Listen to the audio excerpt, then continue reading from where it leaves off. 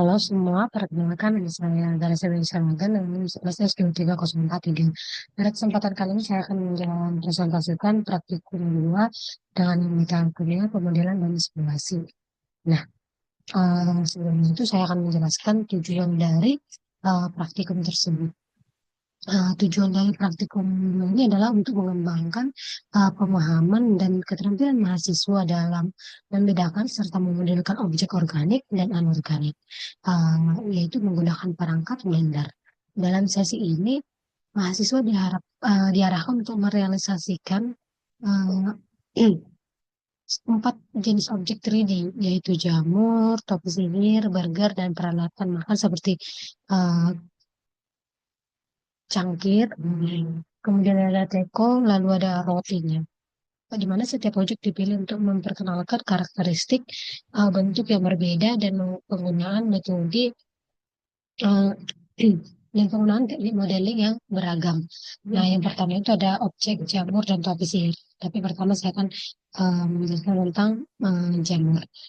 Yang tergolong ke dalam bentuk organik memiliki struktur linear dan mengalir seiring dimulai dari primitif seperti UV sphere, UV sphere atau silinder untuk bagian batang dan flat yang kemudian dimodifikasi menjadi bentuk melengkung seperti tutul saji dan topi sihir. Mahasiswa menggunakan modifier seperti subdivision surface untuk menghaluskan mesh dan professional editing untuk memberikan lekukan alami yang tidak kaku. Nah, di sini saya akan mencoba merender untuk jamur.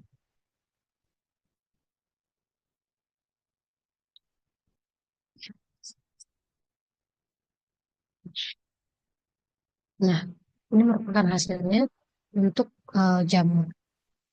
Oke, next itu yang kedua itu adalah topi sihir. Kita langsung ke topi sihir. Nah, ini merupakan topi sihir. Dapat kita lihat uh, di mana menggunakan uh, lem untuk melengkung dalam topi ini, lalu kita menggunakan modifier seperti subdivision untuk menghaluskan meshnya sehingga terlihat halus di sini, lalu dan professional editing untuk membersihkan lakukan alami atau tidak pakai. Dan di sini kita langsung render untuk bagian topi sihir.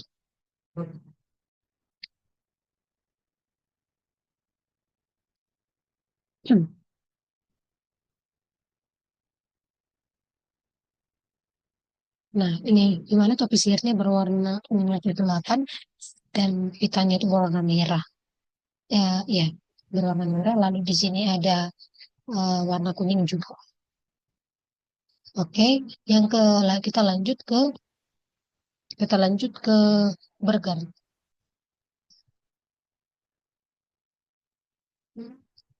Kita lanjut ke burger. Oke,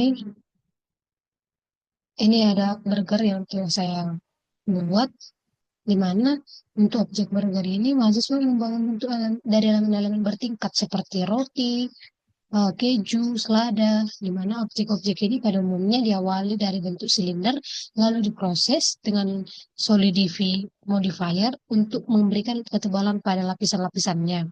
Nah, di sini kan bisa kita lihat dia tebal. Lalu, uh, serta array modifier jika perlu menggandakan elemen secara berulang. Lalu, bentuk-bentuk bulat dan datar seperti ini membantu kita memahami bagaimana mengatur tinggi dan ketebalan dan urutan secara vertikal. Nah, ini kita langsung render untuk bagian dari burger ini.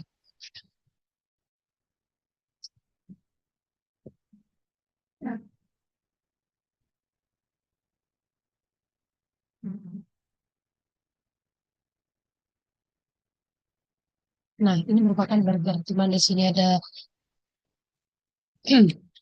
ada seladanya, ada timun, ada daging. Oke. Lalu rotinya. Oke. Dan yang terakhir itu ada peralatan makan. Peralatan makan di sini bukan berarti sendok, namun melainkan cangkir, teko, dan ada rotinya. Kebutuhan untuk peralatan makan.